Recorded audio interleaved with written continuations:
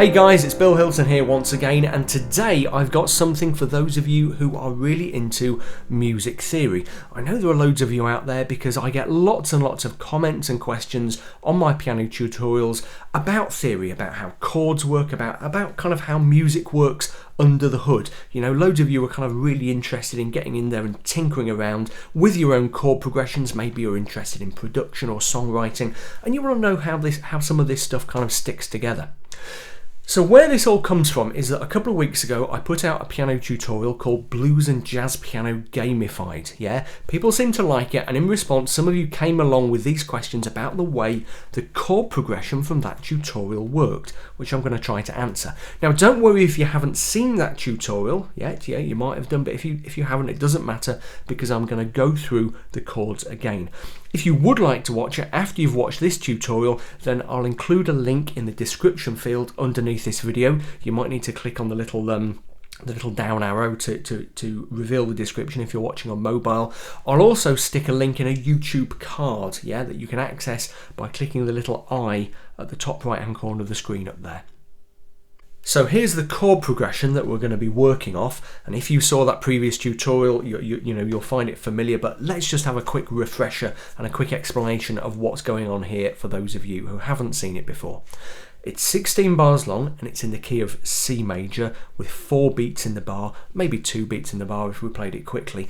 Let me just play it through for you, yeah, with the chord symbols in subtitles so you can follow along. I'll take this quite quickly, so don't worry about kind of, having to slow it down and copy what I'm doing, because what I'm most interested in doing here is giving you a sense of the sound of the progression. Here we go. We've got C diminished 7, D minor 7, G7. E minor 7, A minor 7, D minor 7, D flat major 7, C, E7, A minor 7, E flat diminished 7, C over G, D7, D minor 7, G7, C, G7, kind of a turnaround bar to take us back to the start. You know, that was quite quick. It wasn't strictly in time. Just a couple of things to notice. Again, if you didn't see the previous tutorial, in bars 13 and 14 there, those bars are split between 2 chords. So we've got C over G on 2 beats, D7 on 2 beats, D minor 7 on 2 beats, G7 on 2 beats, and then we're back to regular 4-beat bars. Now, the questions I've been asked, and there have been about a dozen of them so far, are all kind of around the same topic. Given that I basically invented this chord progression for the purposes of the tutorial, how did I come up with some of those chords like D7 and D flat major 7 and E7 and C diminished 7 that don't appear naturally in the key of C, that include notes that are not in the scale of C? Did I just make them up? Did I pick them at random? In short, where do those kind of weird chords like C diminished 7 come from? Let's start off by taking that kind of broad question and putting it in context. Now, if you know a bit about music theory, you'll know that the most common chords in any progression are those based on the scale of the key the progression is in. So we're in the key of C major, and here's the scale of C major, all the white notes from C to C. Now, the chords that we can, if you like, grow out of that scale, the naturally occurring chords in C major, C major's diatonic chords, to give them their proper name, are C, D minor, E minor, F, G, A minor, and B diminished. As you can see, what I'm doing there is just playing a very basic chord shape, a triad shape, and moving it up the scale, using nothing but the notes of the scale to generate those chords. I could do it in any major key, not just C, so we could go into E flat major with lots of black notes. There's the scale of E flat major, and here I go generating the diatonic chords, the kind of native chords of that key in the key of E flat major, just by running that simple triad up the scale. Back to C. We can also number those chords, and that's really handy because it means we can discuss them independent of key, because keys often change. So the chord built on the first degree of the scale is the number 1 chord, which we sometimes call the tonic. Then we have the number 2, then the number 3 chord, the number 4 chord, the number 5 chord, really important, we call the number 5 the dominant chord, the number 6 chord, and the number 7 chord, and then at the octave we're back to the number 1 chord, the tonic. Absolutely key point here, within a song in C major you would expect to find those chords, the diatonic chords of C, more often than any others. In fact, it's likely that nearly all, and in many songs absolutely all, of the chords in a song's chord progression will be taken from that list of diatonic chords, or there'll be extensions of those diatonic chords like D minor 7 instead of D minor, or G7 instead of G, or whatever. All of the diatonic chords of a key have what we call a function. Yeah, so what we're talking about here is functional harmony. A chord's function is basically the job it tends to do in a chord progression, the role it plays in making the progression work. So, for example, the function of the chord built on the 5th degree of the scale, that's G in C major, is what we call a dominant function. I just said we called that number 5 called the dominant chord. Its job is that it naturally takes us back to a chord that has a tonic function, which is most often the tonic chord, C. Okay, the chord built on the first note of the scale. So in turn we would say that the function of that chord is tonic. It's a chord that kind of sounds like home. So dominant, tonic, dominant, tonic. I'm playing them in versions there to make it clearer, but they're still basically the same chord.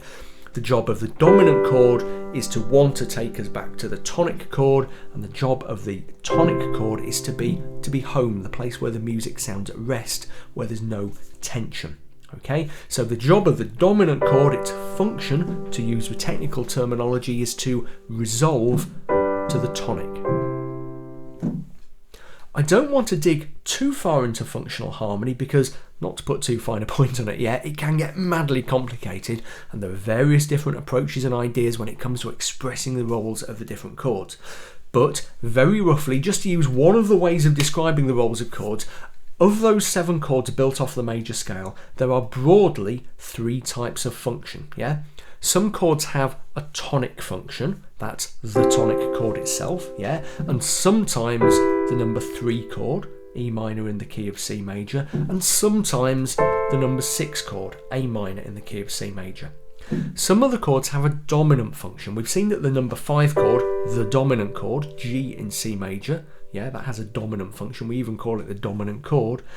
But there's also this B diminished chord, the number 7 chord, yeah, and that also has a dominant function. Those two are often combined. There's G, there's B diminished, yeah, to give us the chord give us a dominant 7th chord, G7 in the key of C major, okay, which has an even stronger resolve back to the tonic.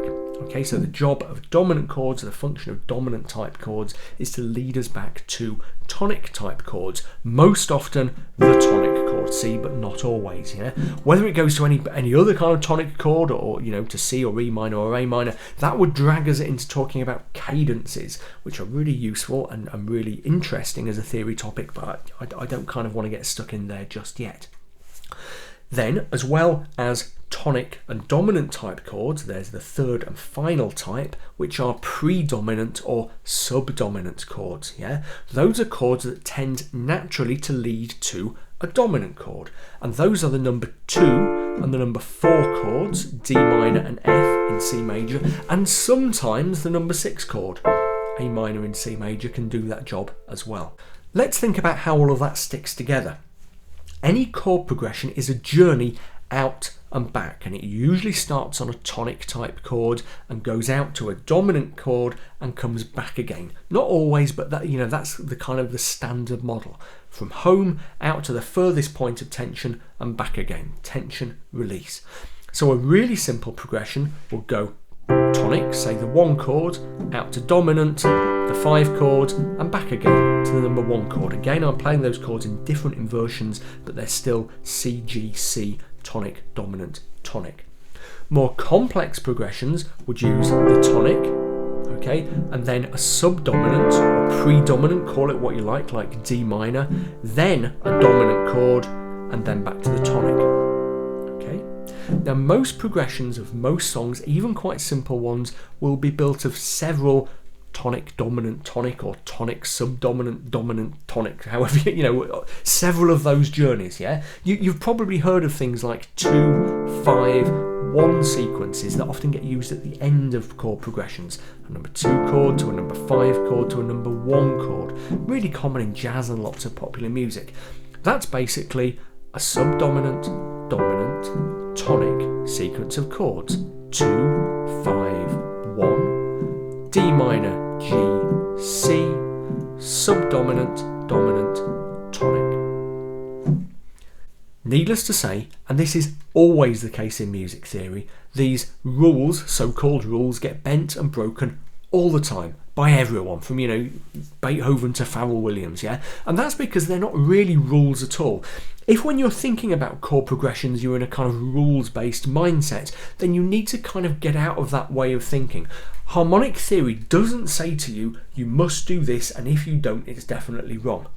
Rather, it says, this is what tends to work.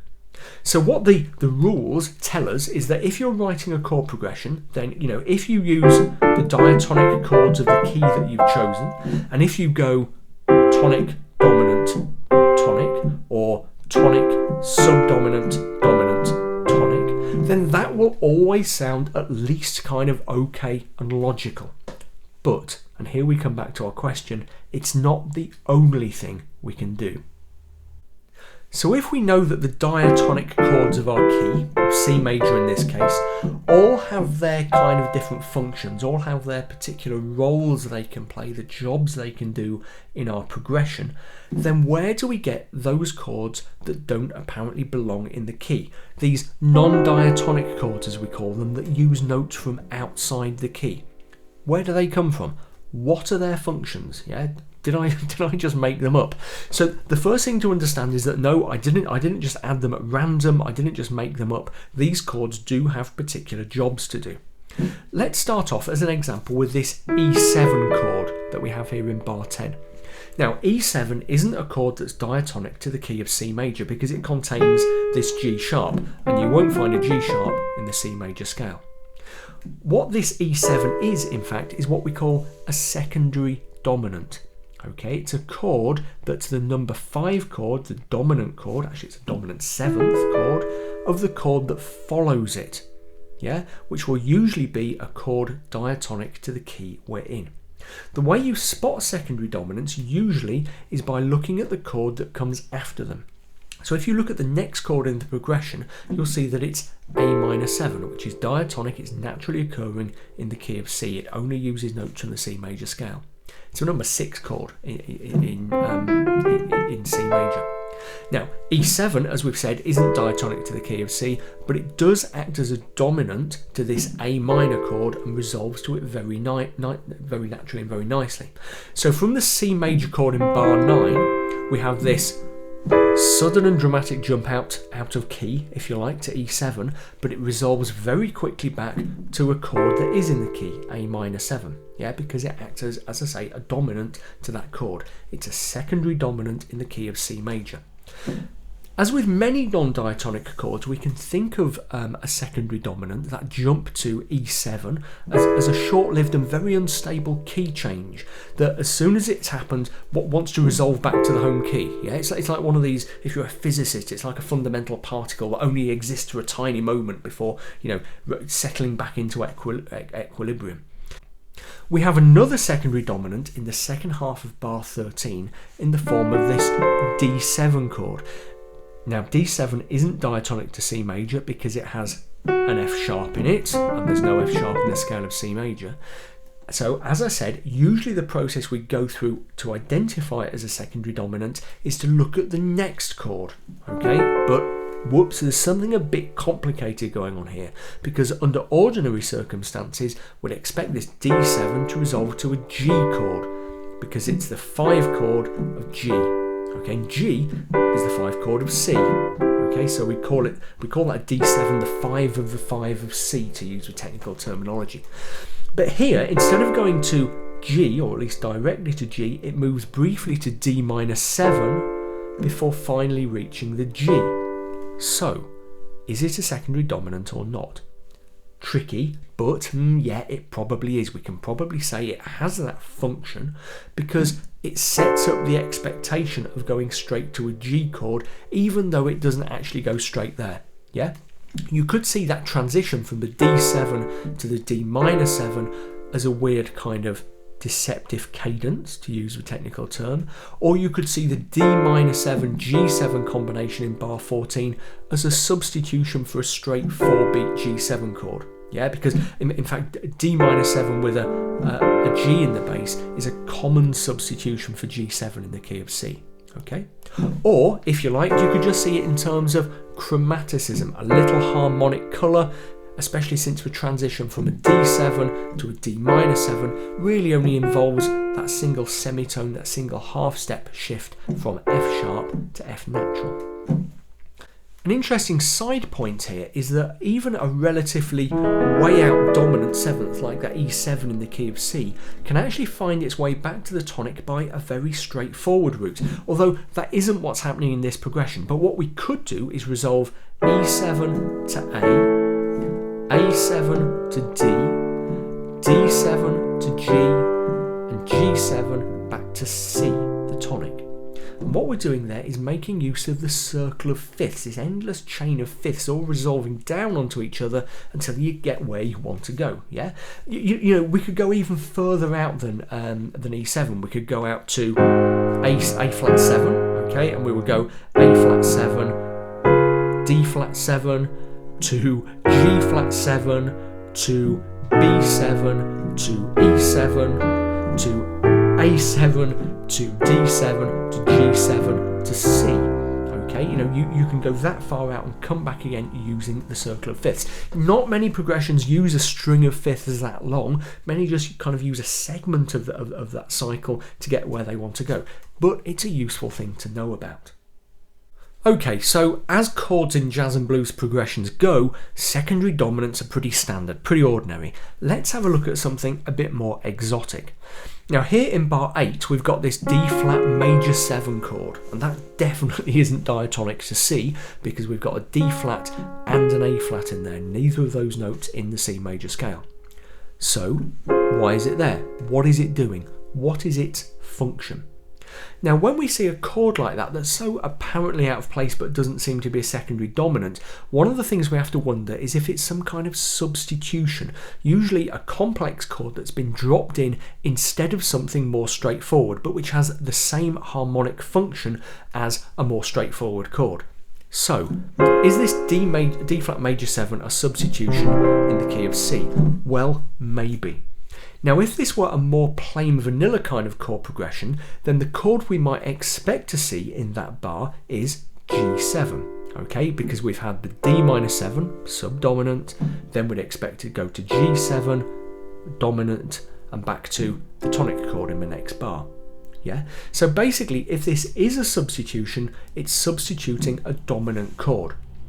Now, this D flat major 7 chord that we've got here looks a bit like one of the most common of all dominant substitutions, which would be a tritone substitution. That would be the chord of D flat 7 substituting for G7. Now, the tritone substitution is a dominant 7th chord built on the note a tritone, that's 3 whole tones, 3 whole steps, a sharpened 4th, above the root note of the original dominant 7th chord.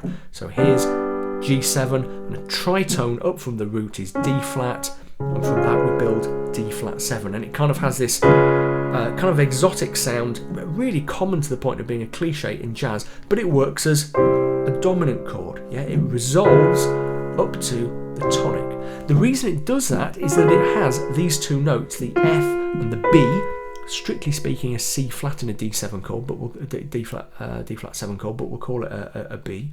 It has those two notes in common with G7. Yeah, and this B is the really important one, because in the home key of C, it's the leading tone, the note right below the tonic, C, and that leading tone really, really, really wants to drag us up to the tonic, yeah, in the same way the F kind of wants to go down to the E. So that can work from a G7 chord or from a D flat 7 chord, okay? Tritone substitution. It's just that the tritone substitution is a bit more exotic sounding. So we could say that this D flat major 7 is just a slight variant by one semitone on the tritone substitution. It's a bit less strong, a bit less pronounced, but it has a similar kind of effect. More generally, we could see it as an altered chord. We could see it as the D minor 7 that's just been altered to give it a little bit more harmonic colour. And the D minor 7, the subdominant chord, just resolves straight to the tonic chord that comes next, which subdominant chords can and often do. Although it's a subtler cadence, it's a subtler resolve than the dominant tonic. Now, in broad music theory terms, an altered chord is a diatonic chord, like D minor 7, that has had one or more of its notes raised or lowered by a semitone or half step. There's some scope for confusion here, because in jazz theory the term altered is usually used to describe chords built from a scale called the altered dominant scale, and that isn't quite what's going on here, although it's close. Yeah, if it were a straight tritone substitution, that would be the case, because the tritone substitution is built off the altered dominant chord, but we're getting kind of deep into the jazz jungle there, so let's not go further. But you could describe it as a kind of altered chord as well. Now, when I was composing the progression, and this is a point worth making about composition in general, I didn't actually have either of those views in mind. I didn't say to myself, I've got D minor 7 and I want a kind of dominant chord next. I know, let's have a tritone substitution and alter it a bit. I just kind of let my fingers do the thinking and thought, hey, that sounds cool. I'll keep it, yeah? Very few songwriters in particular, or in fact improvisers, go into what they're doing with this very kind of theory-oriented, kind of left brain approach. Oh, I've done this, so now I need one of these and that will fit and blah blah and so on. You just improvise it and think, yeah, that sounds nice, and then the theory explains it afterwards. So that D flat major 7, if you like, kind of an altered subdominant chord that's a bit like a tritone substitution and maybe has a kind of dominant function, yeah? The main thing is that it sounds cool. Finally, what's the deal with these diminished 7th chords? We have a C diminished 7th in bar 2, and then an E flat diminished 7th in bar 12. What are they doing? What's their function? What's their role in the chord progression? So the first thing to understand here is that the diminished 7th chord is a 4-note chord made up of a root note with 3 minor thirds stacked on top of it, and there are basically only 3 of them. That's because, and this is a good trick if you can do it, C diminished 7th uses the same notes as E flat diminished 7th and F sharp diminished 7th and A diminished 7th. And then C sharp diminished 7th is the same as E diminished 7th and G diminished 7th and B flat diminished 7th. And D diminished 7th is the same as F diminished 7th and A flat diminished 7th and B diminished 7th. And that's it. We've covered all the notes of the octave with just 3 chords, building a diminished 7th off each of them. So this C diminished 7th chord is basically the same chord as the E flat diminished 7th, just in a different inversion. No full diminished 7th chord as opposed to half diminished 7ths, which are a bit different, I'm not going to talk about here. No full diminished 7th chord is diatonic to any major key. If you use a full diminished 7th chord in a major key, it will always use at least one note that is not in the scale of that key. You're always jumping out of key to some extent. So what do these crazy diminished 7ths do? I was skimming through the Wikipedia article on diminished 7ths just before I sat down to make this tutorial, and it says there, and I quote, "Music theorists have struggled over the centuries to explain the meaning and function of diminished 7th chords." And I was like, well, yeah, you can say that again. Although it's really unclear, the best way to think of them is in the context of major keys is as points of instability. Now, a regular dominant 7th chord, a dominant chord, is also a point of instability, but it has a clear resolution, a clear route back to stability, to the tonic. And if it takes any other route, if it resolves anywhere else, which it can do that, but it's always kind of doing that in defiance of what your ear expects. A diminished 7th chord, on the other hand, like C diminished 7th here, can resolve to a few different places. Now, the most widely accepted resolution in traditional music theory is that it resolves upwards to the major chord built on the note a semitone above the root of the diminished 7th chord, which acts as, because that root kind of acts as a leading tone. And that, from C diminished 7th, would take us to D flat. And you can hear that's kind of a fairly natural resolution. But in terms of the progression we're looking at, we'd be heading off in totally the wrong direction.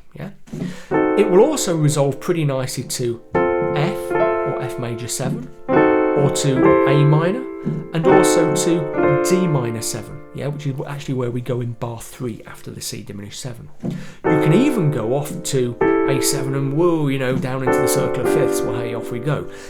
As we said, a diminished 7th chord is always a point of instability, but in bar 2 it resolves to that D minor 7 chord in bar 3, and in bar 12 the E flat diminished 7 resolves to the C over a G in bar 13, and in each of those cases it's a pretty successful resolution, and it's happening pretty much on the basis of common tones, of shared notes with each of those chords. So the C diminished 7 shares a C and an A with D minor 7, and the E flat diminished 7 in bar 13 shares the C with the C chord that follows it. So that all still kind of leaves the question, what do these diminished 7th chords do? What's the point of them? Why are they there? What's their function? The simple answer is that in terms of functional harmony, in terms of the structure of the chord progression, they don't do anything. So sometimes diminished 7ths can have functions, usually a kind of dominant function, but here they're what we call, this C diminished 7, this E flat diminished 7 are what we call non-functional chords, or passing chords, or colour chords, or if we want to be really fancy, we might say that they're appoggiaturas, decorations to the chords that go immediately before them. There's kind of a lot of different views of the way diminished 7ths work. In the first 3 bars, we could progress from that C chord to the D minor 7 without the C diminished 7 in the middle. All it's really doing is adding colour. So its job, its function if you like, is really just to kind of sit there and sound pretty. As with the D flat major 7, my fingers just kind of found it when I was putting the progression together, and I thought, that sounds cool. And once again, it was a creative process. If you want to think in those terms, a kind of right brain process, and then after my fingers had found it, after I'd improvised the chord and thought, that sounds nice, that adds a little bit of interesting jazzy colour, then we can think. Then I was kind of thinking about it in theoretical terms afterwards. Well, that all got kind of technical, didn't it? I don't dive into heavy music theory that often, but I know there are those of you out there who are into it, so I hope you found that useful, and I hope it didn't kind of fry your brains too much. As usual, don't forget to subscribe to my channel if you haven't already. Maybe support me on Patreon, the link's below, and check out my book, How to Really Play the Piano. Again, there's a link below, and also in a card up there on the top right. Just click the little I button. Any questions or comments you happen to have, stick them in the thread below and I'll do my best to answer. Although this theory stuff does get kind of mind-boggling, kind of rocket sciencey, kind of quickly if you try to explain it in writing rather than at the keyboard. Anyway, there we go. New piano tutorials coming up in the next week or so. I'm gonna go and lie down after explaining all that. I'll see you very soon.